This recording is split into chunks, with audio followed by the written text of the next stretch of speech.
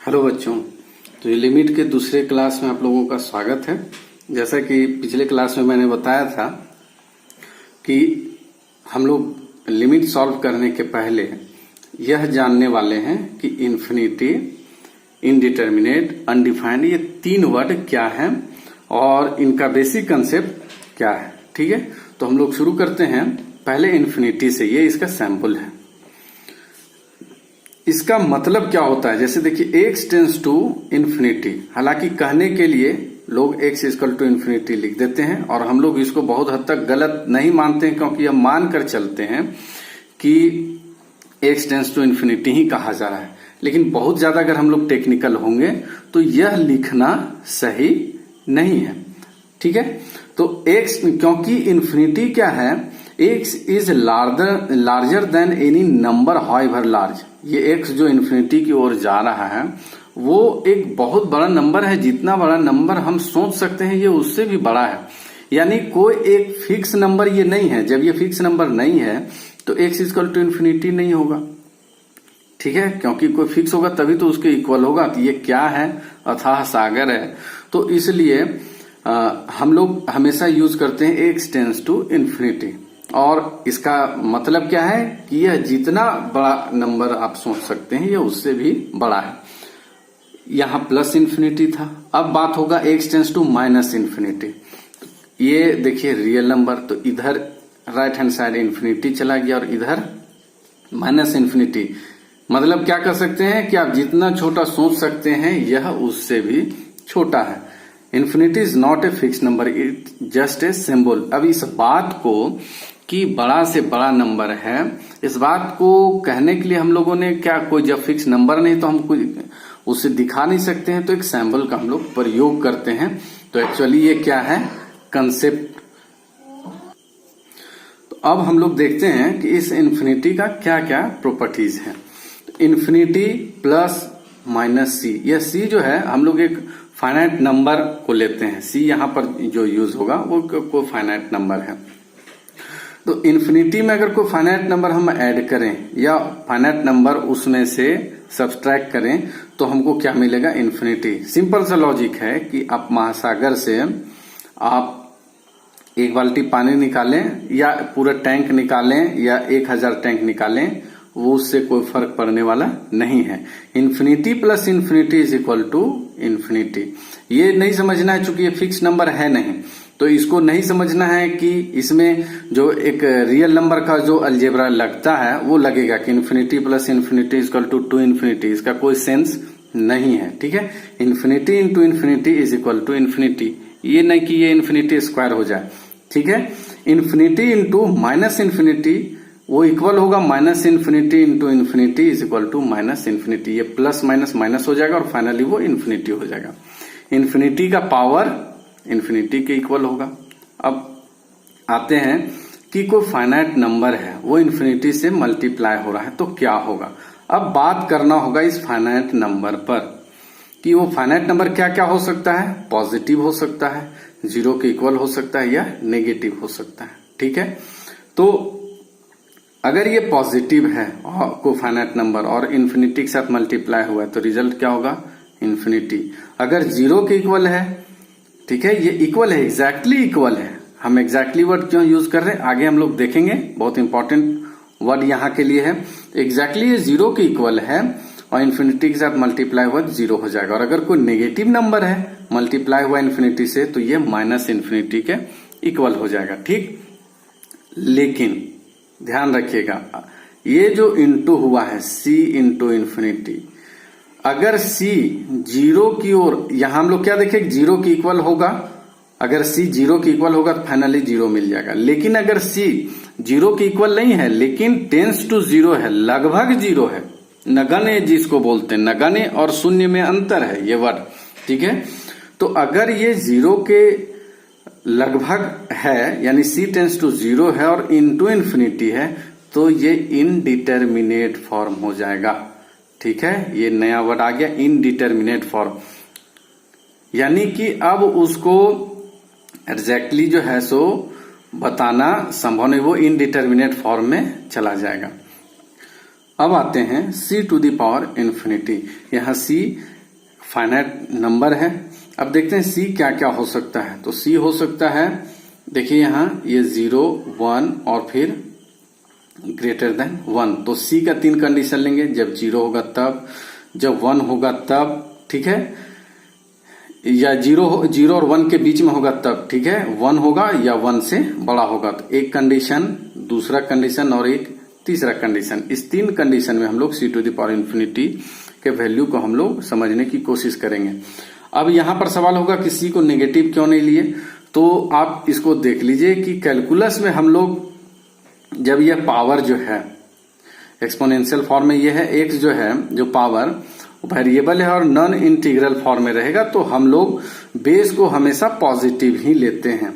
अगर x integral form में है तो हम लोग नेगेटिव भी ले सकते हैं, ठीक है। आगे इस चीज को पढ़ेंगे, लेकिन इस इंफॉर्मेशन को हम लोग एज इट इज यहाँ पर उसको लेते हैं और आगे बढ़ते हैं, ठीक है। तो ये c क्या है, इसके अनुसार हमको क्या करना है कि पॉजिटिव हमको लेना है, क्योंकि इन्फिनिटी जो है यह तो इंटीग्रल फॉर्म में होगा तब ना नेगेटिव का सवाल है। तो इन्फिनिटी जो है वो कोई इंटीजर नहीं है, तो इसलिए हम इसको c को क्या लेंगे, पॉजिटिव। अब एक्सपोनेंशियल फॉर्म में है तो हम 1 पर क्यों टिक रहे हैं। ये 1 जो है वो इस पूरे जो x एक्सिस का जो है पॉजिटिव डायरेक्शन में है, उसको बांट रहा है कि एक 1 से नीचे, 0 1 के बीच और 1 से बड़ा। क्यों? क्योंकि आप जानते हैं कि कोई भी इन्फिनिटी ये बहुत ही बड़ा नंबर है, यानी 1 से बड़ा है। तो यहां पर हम लोग देख रहे हैं कि जब कोई एक्सपोनेंट फॉर्म में होता है, तो अगर आप 0 और 1 के बीच का कोई नंबर लीजिए, जैसे आप 0.2 लीजिए और इसका स्क्वायर करेंगे, तो ये इससे भी जो हमको नया नंबर मिलेगा वो इससे भी छोटा होगा, ठीक है। लेकिन अगर 1 से बड़ा हम कोई नंबर लेते हैं और फिर उसका हम क्यूब निकालते हैं, जो हमको मिलेगा वो इससे बड़ा नंबर मिलेगा। यानी 0 और 1 के बीच में जब ये c होता है तो इसका पावर अगर इन्फिनिटी करेंगे तो उसका कैरेक्टर कुछ और होगा, और 1 से ऊपर जब c होगा तो उसका कैरेक्टर कुछ और होगा, और जब 1 पर होगा तो कुछ और होगा। आप समझ रहे हैं, इसलिए 1 पर हम लोगों ने इसको कैटेगरी में बांटा है। तो पहला कंडीशन कि अगर c जो है 1 से बड़ा है, तो 1 से बड़ा होगा और उसका पावर इन्फिनिटी होगा, तो निश्चित रूप से और बड़ा नंबर होगा तो इन्फिनिटी होगा। सिंपल सी बात है। जैसे एग्जांपल में देखें, अगर 0 और 1 के बीच में है, 0 और 1 के बीच में है, जैसे 0.2 है, और इसका हम जितना ज्यादा यहाँ पावर करते जाएंगे यह उतना ही छोटा होते जाएगा। और किधर होते जाएगा, जैसे आप सिंपली देखिए 0.2 है, या 0.1 लें, स्क्वायर करेंगे ये क्या हो जाएगा 0.01, ठीक है। तो ये और 0 के नजदीक गया, ठीक है। अगर हम इसका क्यूब कर दें तो ये और 0 के नजदीक जाएगा। तो यानी कि 0 और 1 के बीच में अगर c और पावर इन्फिनिटी है तो क्या हो जाएगा, 0 के इक्वल हो जाएगा। और अगर c एग्जैक्टली जो है एग्जैक्टली अगर 1 है तो 1 का पावर इन्फिनिटी कुछ भी करेंगे तो वो 1 होगा, लेकिन ये एग्जैक्टली होना चाहिए। तो फिर इसी बात को देखिए कि यहाँ लिखा हुआ है, लेकिन अगर c टेंस टू 1 है, यानी कि यह एग्जैक्टली 1 नहीं है, टेंस टू 1 है और उसका पावर इन्फिनिटी कर रहे हैं, तो फिर उसको हम लोग कुछ निष्कर्ष नहीं कर सकते हैं। वो क्या होगा, उसको हम लोग इनडिटर्मिनेट फॉर्म में रखेंगे कि अगर वो 1 के लगभग में है तो इनडिटर्मिनेट फॉर्म में उसको रखेंगे, ठीक है। अब इसको और थोड़ा बेहतर ढंग से समझने की कोशिश करते हैं इसी सारी बात को। देखिए यहाँ limit x tends to 0 plus, ध्यान दीजिएगा 0 प्लस का मतलब क्या हो गया कि राइट हैंड लिमिट ले रहे हैं 1/x का, यानी ये 0 है, 1/x का निकाल रहे हैं। तो x अगर पॉजिटिव होगा, यानी कि राइट हैंड लिमिट ले रहे हैं, तो इसका वैल्यू इन्फिनिटी होगा। अगर हम इसी 1/x का 0 पर अगर लेफ्ट हैंड लिमिट निकाल रहे हैं तो वैल्यू क्या हो जाएगा, -इन्फिनिटी। तो अगर हम लोग जानना चाहें कि limit x tends to 0 1/x क्या होगा, यानी 1/x का लिमिटिंग वैल्यू 0 पर क्या होगा, तो अब देख रहे हैं कि ये वैल्यू तो इन्फिनिटी मिल रहा है और ये बिल्कुल -इन्फिनिटी, तो दोनों इक्वल होना चाहिए था, नहीं है इक्वल, तो ये डज नॉट एग्जिस्ट होगा। पिछले बार भी कहे थे कि राइट हैंड लिमिट हो सकता है एग्जिस्ट करे, मिल जाए हमको, लेफ्ट हैंड भी मिल जाए, लेकिन हो सकता है उस पॉइंट पर न मिले तो उसको डज नॉट एग्जिस्ट कहेंगे। कहने का मतलब क्या है कि यहां पर x 1/x है, और अगर आप 0 के लेफ्ट साइड से अगर आप वहां पहुंच रहे हैं, यानी 1/-0 पॉइंट समथिंग है, तो वैल्यू क्या हो जाएगा, -इन्फिनिटी। अगर आप वहां 0 पर राइट हैंड साइड से पहुंच रहे हैं तो 1/x का वैल्यू इन्फिनिटी, लेकिन 1/x का वैल्यू लिमिटिंग वैल्यू 0 पर क्या होगा, डज नॉट एग्जिस्ट करेगा। अब देखिए यहां 1/x² है, इसमें और इसमें फर्क है। ये फाइनली क्या हो गया, ये x², x आप 0 पर लेफ्ट हैंड साइड से पहुंची या राइट हैंड साइड से पहुंची, x², इसको फाइनली जो है ये इन्फिनिटी और -इन्फिनिटी रहने नहीं देता है। आगे हम लोग चेक करेंगे तब, अभी इन्फिनिटी के बारे में समझ रहे हैं, इसलिए तो ये क्या हो जाएगा, इन्फिनिटी। अगर यहाँ -1/x, x टेंस टू 0 है, तो ये क्या हो जाएगा, ये x² है, ठीक है।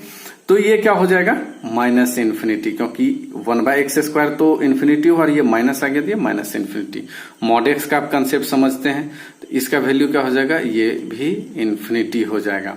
अब बात करते हैं कि जब एक्सपोनेंशियल फॉर्म में आ जाए, k कोई फाइनाइट नंबर है, उसका पावर x है, ठीक है।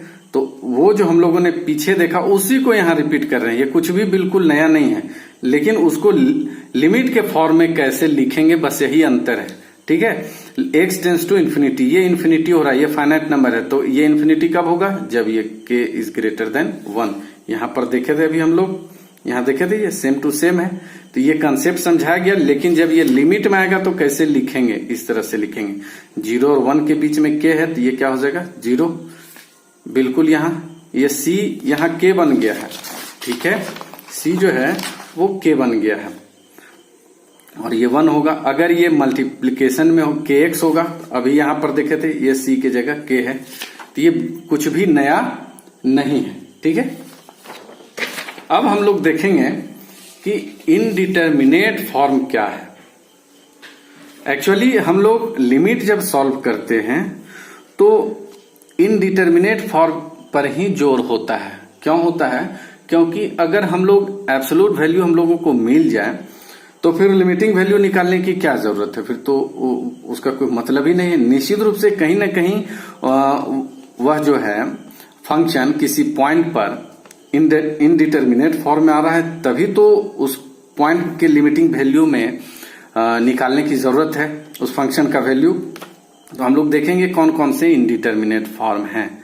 तो ये 7 फॉर्म हैं, इसको आप लोग देख लें, 0/0, इन्फिनिटी/इन्फिनिटी, 0 × infinity, infinity minus infinity, 1 to the power infinity, 0 to the power 0, infinity to the power 0।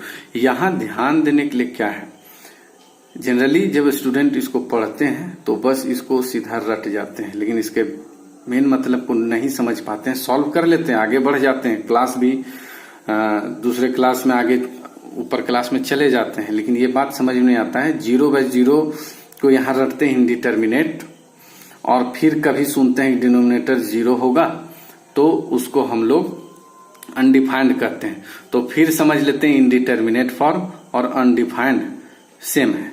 तो ऐसा गड़बड़ी क्यों होता है, क्योंकि यहाँ 0/0 को इस ढंग से वो समझ लेते हैं, पर यह है क्या कि कोई 2 फंक्शन है, ठीक है, कोई 2 फंक्शन है f(x), g(x), ठीक है।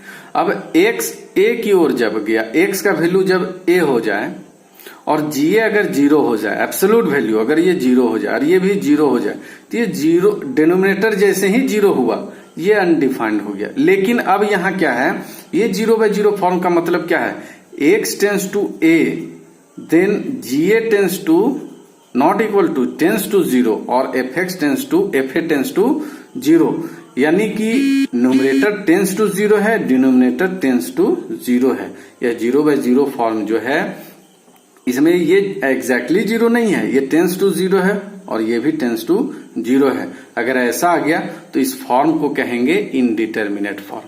क्लियर है। अब फिर इसी तरह से इन्फिनिटी/इन्फिनिटी, ये टेंस टू इन्फिनिटी, इन्फिनिटी के लिए टेंस टू तो लिखते ही हैं, और ये भी टेंस टू इन्फिनिटी, तो ये इस फॉर्म में हो जाएगा। 0 × इन्फिनिटी का यहाँ क्या मतलब है कि एक फैक्टर जो है 0 की ओर टेंस कर रहा है, ठीक है, और दूसरा फैक्टर जो है ये जो सैम्बुल है ना वो टेंस टू, और एग्जैक्टली रहेगा तो इसको इक्वल से दिखाएंगे, और जब उसकी ओर बढ़ रहा है, उसका अप्रोच उस ओर है, तो उसको इस एरो से यहां दिखाया गया है। इस बात को ध्यान रखेंगे। Infinity minus infinity, infinity plus infinity is equal to infinity, पर infinity minus infinity is not equal to infinity, ये इनडिटर्मिनेट फॉर्म है। तो दोनों जो है, जो दोनों टर्म है वो दोनों इन्फिनिटी की ओर टेंस टू इन्फिनिटी है। 1 टू द पावर इन्फिनिटी, देखने से यह लगता है कि जब यहाँ 1 है टू द पावर इन्फिनिटी, तो अभी हम लोगों ने पढ़ा 1 to the power infinity is equal to 1, ठीक है, ये भी हम लोगों ने पढ़ा अभी थोड़ी देर पहले। लेकिन ये जो 1 है, वहीं पर हम लोगों ने ये भी देखा कि ये जो बेस है वो एक्चुअली क्या है, एग्जैक्टली 1 नहीं है बल्कि टेंस टू 1 है, इसलिए ये भी इनडिटर्मिनेट फॉर्म होगा। इन सभी फॉर्म में हम लोग लिमिट कैसे सॉल्व करेंगे वो देखेंगे। फिर यहां देखिए 0 to the power 0, here base tends to 0 plus, यानी अभी हम लोग ने चर्चा किया था कि जो बेस होगा उसको हम लोग यहाँ पॉजिटिव लेकर चलेंगे, कि बेस को हमेशा पॉजिटिव लेना है। तो ये जो है टेंस टू 0 प्लस है, ठीक है, और जो पावर है वो टेंस टू 0 है। वो 0 जो है वो लेफ्ट हैंड साइड से भी है पावर या राइट हैंड साइड से, लेकिन बेस जो है वो 0 प्लस की ओर टेंस कर रहा है। इसी तरह से इन्फिनिटी टू द पावर 0, तो ये टेंस टू इन्फिनिटी है, और ये 0 की ओर उसका जो एक्सपोनेंट है, जो पावर जिसको बोलते हैं, वो 0 की ओर टेंस कर रहा है, यानी इनडिटर्मिनेट फॉर्म। आप समझ गए कितने, ये 7 फॉर्म जो इनडिटर्मिनेट फॉर्म है उनका क्या है, 0 by 0, infinity by infinity, 0 into infinity, infinity minus infinity, 1 to the power infinity, 0 to the power 0 और इन्फिनिटी टू द पावर 0, और ये सभी टेंस टू हो रहे हैं, एग्जैक्टली इक्वल नहीं है, ठीक है। तो अब फिर इसी बात को हम थोड़ा सा और क्लियर कर देते हैं कि अगर कोई fx बाय gx है, ठीक है, कोई फ्रैक्शन इस तरह से है, और नीचे जो है डिनोमिनेटर में टेंस टू 0 है और ऊपर में भी टेंस टू 0 है, तो ये क्या हो जाएगा, ये इनडिटर्मिनेट हो जाएगा। यहां देखिए ये वाला क्या हो जाएगा, नीचे अगर डिनोमिनेटर टेंस टू 0 है और ऊपर में एग्जैक्टली 0 है, तो क्या हो जाएगा, 0 हो जाएगा, क्योंकि यह समथिंग 0 पॉइंट समथिंग कुछ भी हो, लेकिन ऊपर में 0 हो गया तो ये 0 हो जाएगा। ध्यान दीजिए, ये इनडिटर्मिनेट होगा, ये 0 होगा। अगर नीचे में एग्जैक्टली 0 आ गया, ऊपर में एग्जैक्टली 0 है, एग्जैक्टली 0, तो ये क्या हो जाएगा, अनडिफाइंड। जैसे ही मेन चीज इसका समझिए कि डिनोमिनेटर जैसे ही एग्जैक्टली 0 होगा, ये अनडिफाइंड हो जाएगा, ठीक है। टेंस टू 0 हुआ तो ये इनडिटर्मिनेट हुआ, ऊपर और नीचे।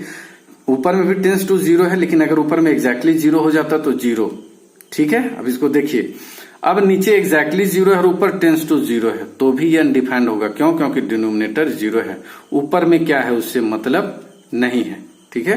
अब आते हैं एक दूसरे तरह का, जो मल्टीप्लाई में टेंस टू 0 है और उसके साथ इन्फिनिटी मल्टीप्लाई हो रहा है, ये इनडिटर्मिनेट, ये जो फॉर्म देखे अभी सो। और अगर एग्जैक्टली 0 के साथ इन्फिनिटी मल्टीप्लाई हो रहा है तो ये 0 हो जाएगा। तो ये इनडिटर्मिनेट देख रहे हैं, अनडिफाइंड देख रहे हैं, ठीक है। अब देखिए कि एग्जैक्टली 1 है और उसका पावर इन्फिनिटी है, तो ये क्या हो जाएगा, 1। और अगर टेंस टू 1 है और उसका पावर इन्फिनिटी है, तो ये क्या हो जाएगा, इनडिटर्मिनेट हो जाएगा। यहीं पर अंतर हो रहा है, exactly 1, tends to 1, power infinity है दोनों। फिर हम लोग देखते हैं टेंस टू 0 प्लस, और ऊपर में फिर है टेंस टू 0, ये फॉर्म, तो वो क्या हो जाएगा, इनडिटर्मिनेट। लेकिन अगर एग्जैक्टली 0 है और पावर में टेंस टू 0 प्लस है, तो ये क्या हो जाएगा, 0 के इक्वल, यानी यह 0 है और उसका पावर फिर कुछ भी रहे वो 0 हो जाएगा, सिंपल। एग्जैक्टली 0 है और अगर टेंस टू 0 माइनस है, यहां देखिए एग्जैक्टली 0 टेंस टू 0 माइनस, तो ये क्या हो जाएगा, अनडिफाइंड हो जाएगा। क्यों, क्योंकि जैसे देखिए exactly 0 to the power tends to 0 minus, यानी मान कर चलते माइनस 0.1, तो ये क्या हो जाएगा, 1 बाय 0 टू दी पावर 0.1, और फिर ये इस नियम से तो 0 हो जाएगा, तो ये 1 बाय एग्जैक्टली 0, तो ये अनडिफाइंड हो जाएगा कि नहीं, सिंपल सा। ये आपको दिमाग लगाना है, इसमें रूल बस एक ही है, डिनोमिनेटर 0 नहीं होना चाहिए, नहीं तो वो अनडिफाइंड हो जाएगा। ठीक है। अगर एग्जैक्टली जीरो है और उसका भी पावर एग्जैक्टली जीरो है तो उसका कोई मतलब नहीं रखा गया, अनडिफाइंड कर दिया गया है, ठीक है। अब आते हैं हम लोग इन्फिनिटी को देखते हैं कि infinity to the power exactly zero, तो किसी का भी पावर जीरो होता है तो क्या होता है 1, ठीक है। लेकिन अगर infinity to the power tends to zero है ये फॉर्म, तो वो क्या हो जाएगा इनडिटर्मिनेट। तो हम लोगों ने इस क्लास में क्या देखा कि बिल्कुल गहराई में उतरकर इन्फिनिटी, अनडिफाइंड और इनडिटर्मिनेट फॉर्म को हम लोग समझे हैं। यह जो आप समझे हैं उसको आप लिमिट सॉल्व करने में जरूर इस्तेमाल कीजिएगा। इससे आपका कंसेप्ट जो है क्लियर तो होगा ही, प्रॉब्लम सॉल्व करने में बहुत आसानी होगी। तो नेक्स्ट चैप्टर में हम लोग इवैल्यूएशन ऑफ लिमिट्स की ओर बढ़ेंगे, ठीक है। Okay, thank you.